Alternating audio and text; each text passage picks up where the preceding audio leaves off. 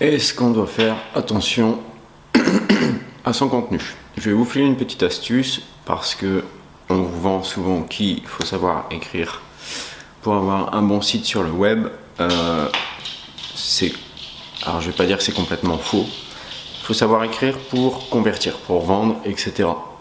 Mais il y a des cas. Par exemple, en affiliation, vous allez lancer des blogs. Alors je ne vais pas dire des milliers, mais peut-être 3 ou 4. Et dessus, vous allez mettre des affiliations pour essayer de vous faire un petit revenu passif. Le problème, c'est que quand on lance ce genre de blog, on n'est pas forcément intéressé par la thématique, on n'est pas forcément expert dans le domaine et c'est compliqué d'écrire. Et ce qui fait qu'on laisse tomber assez rapidement. Pourtant, il y a quand même des trucs à faire. Alors si vous avez un site perso, là ok, rédigez vous-même vos contenus, faites des trucs chouettes pour que les visiteurs reviennent. Si vous avez des sites d'affiliation, l'objectif c'est effectivement qu'ils reviennent aussi, mais le but premier c'est le référencement. Et pour ça, il y a un outil qui existe en ligne, que j'ai découvert il y a peu, donc je vous en parle, et en même temps je vous mets un lien d'affiliation dans la description, c'est Machine.ai. Machine.ai, vous lui donnez une thématique. Alors par exemple, si vous faites un blog sur l'affiliation, on va dire que vous avez 3 catégories principales, ce que je conseille en règle générale. Vous lui donnez une de vos catégories, vous lui donnez des mots-clés, et il va vous construire toute une arborescence d'articles. C'est-à-dire qu'il va vous faire un contenu très important, ce qu'on appelle le cornerstone content, c'est la page que vous allez pousser un petit peu. Et autour de ça, il va bâtir d'autres articles et faire des liens vers cette page principale. L'avantage, c'est que en quelques minutes, en même pas 3 ou 4 minutes souvent, vous avez ce qu'on appelle un cluster d'articles, donc vous avez plusieurs articles. Dans la version gratuite, vous en avez 5, donc vous avez un article important et 4 autres articles à mettre sur votre site web directement, qui font des liens vers votre article principal. Testez-le, c'est gratuit. Il y a une version payante où là forcément il y a un plugin WordPress pour tout automatiser, pour faire des clusters vraiment énormes.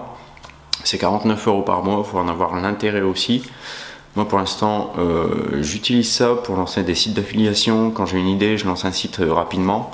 En 2-3 heures c'est fait, je lance la création des contenus, j'installe le plugin et ça lance le truc. Je vous ferai une démonstration plus tard, mais pour ce genre de site, ne vous prenez pas la tête à essayer de créer des contenus. Créez-vous un compte sur Machine.ai. Faites votre premier cluster, regardez un petit peu comment ça marche. Vous allez voir que vous pouvez configurer l'URL de votre site, donc il va modifier les liens dans les articles en fonction de ça. Après, à vous de faire quelques modifications si les liens sont pas trop corrects. Mais vous allez voir que c'est super efficace pour l'avoir testé sur quelques sites.